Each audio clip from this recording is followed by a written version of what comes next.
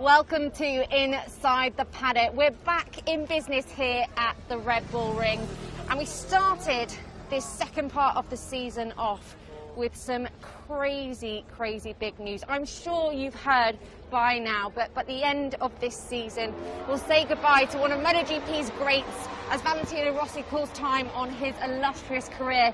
And we've also got another not blast from the past, it was only last year, but Davide Brivio is back in the paddock this weekend, and it couldn't be a more perfect time, Davide. Lovely to see you. It's so nice to have you back with us. We really do miss having chats with you. Thank you very much, thank you. And you've timed it well in terms of the news with Valentino Rossi announcing his retirement. Yeah. You were there obviously for perhaps his most successful years as when you were the Yamaha team manager and then went on to work with him. When you found out and learned what he decided, how did you feel? Yeah, I planned to come here, but I didn't know, of course, that this announcement was going on. Of course, it's a special moment, I think, because everybody knew that sooner or later this moment would have come. But you know, it's always it's sad somehow, because we know that in MotoGP there's many fans. I think on the grandstand there's a lot of yellow still, you know, and after many years. But okay, I mean, I think it's the right time probably to do it. You know, it's coming difficult, and also maybe next year changing the bike for 1 or 2 years. It doesn't have 3, 4, 5 years in front, and you can make so. Circumstances and what's happened in the last 2-3 years probably made this the right time to make this decision. But of course, it's nice. It's nice that now we have a few more races in front of us, so the fan can enjoy. And also, it's nice to remember what he has done and what he has been for the MotoGP. Because I think it's been, of course, everybody knows he's been the greatest ambassador of the MotoGP, making MotoGP popular all around the world.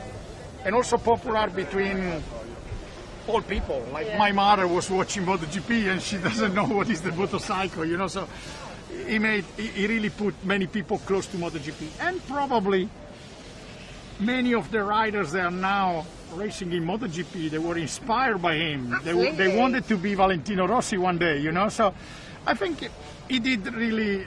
I mean, he did it because he enjoyed himself. It's not that he decided to do something well for MotoGP, but at the end of the day, I think he did a lot for the MotoGP. And okay, let's enjoy these last races. And I mean, he will be here. I think we will be seeing him around the paddock sometime, you know. I think you're right, Davide. He was so much more than the titles, the records. He was just a fantastic ambassador for the sport. You must have so many memories with him, but is there one that stands out in particular that for you really kind of reflects his personality and who he was and is? Yeah, I mean, of course, yes, you're right. There's many memories because we had many up and down also through the years working together. Of course, the magic moment was the 2004 when he arrived in Yamaha and we were not winning by 12 years the title.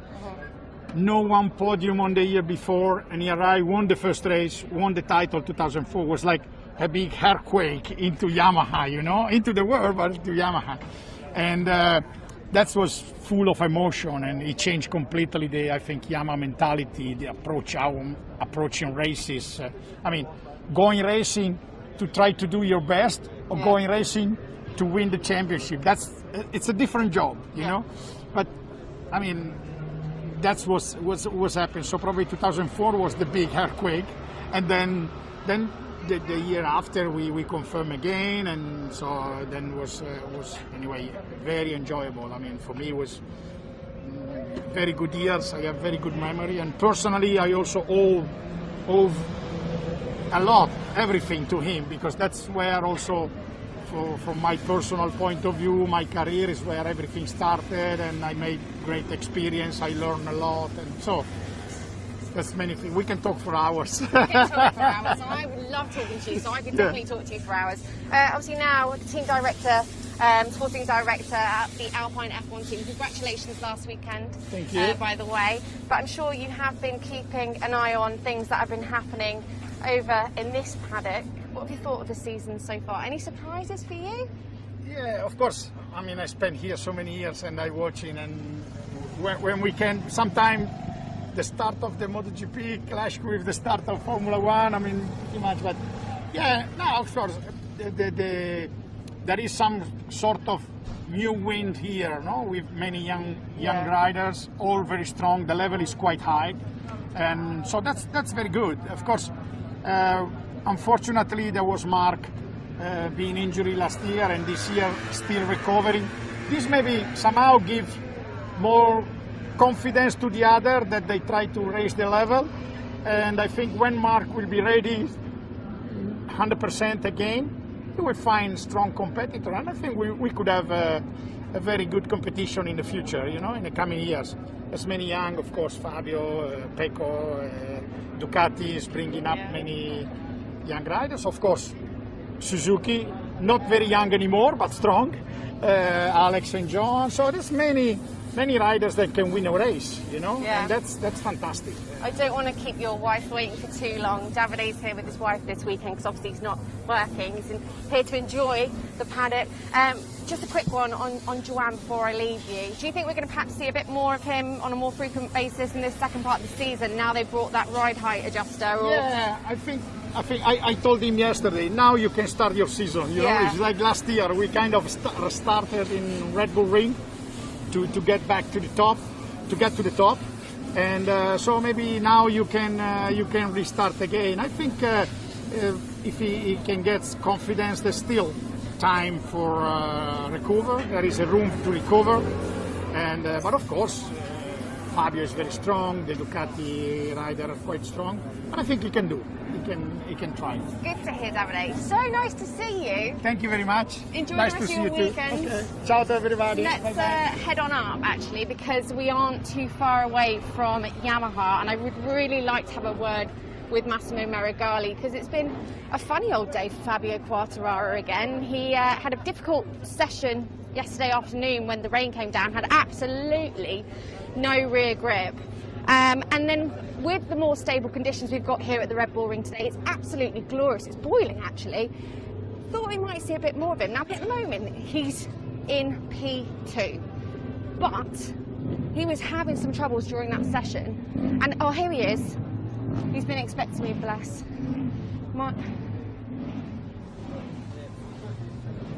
So sorry to interrupt. I'm sorry to interrupt. You're right, Ian. Massimo, sorry to keep you waiting. Thank you very much, though. It's £5. £5? Am I 5 minutes late? Is that £1 a minute? I was just explaining, Fabio Quartararo, a bit of a funny old session in FP3 this morning, despite still putting himself in P2. He looks though he's having a few issues into turn 3. What's going on? Yeah, first of all, he was doing well in the first run, quite a long run, because anyway, we need to get gathering information, and also he said that already yesterday that he could improve exit from T1, T3, and then when I went on the soft tire, I think at the beginning he got some nervous because he missed a couple of times T3, and probably that's the effect for the most for me. His second run.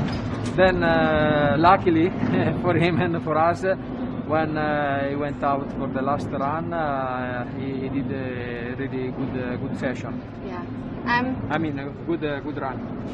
And also, importantly, into Q2. Yeah. Today, we've obviously got really stable conditions. It's glorious out there. The forecast for tomorrow looks like a complete disaster. Yeah. And it looked as though there were a few things to work out in FP2 for Fabio. What is the plan for tomorrow if that is the case? Yeah, you know, first of all, if it is like that, we really hope in a wet warm-up, because already from yesterday we learned something, and we already prepared some countermeasure that could be tested in the warm-up.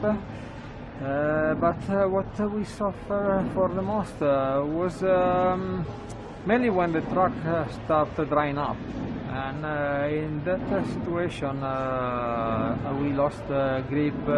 It was difficult also to understand, because the comment of both riders were more or less similar.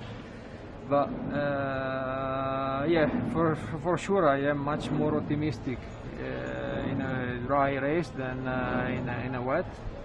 If it is totally wet, I think we can say something. Okay. But if it will be half and half, I think it will be difficult. Mayo, I spoke to you in Assen on Sunday morning when the rumours started to circulate that Maverick was thinking about leaving Yamaha. We now have that confirmation. It came after the race. So just in terms of now we have that news and he knows that he will not be riding with the team next year, how has it been working in the box? We are working as before. Yeah. We are just trying to work in the best way as possible. I think the results are showing that anyway both the rider and the team are working closely. And for us, the aim is to try to achieve the triple crown at the end of the season. So the team should work close together and put together both the rider results.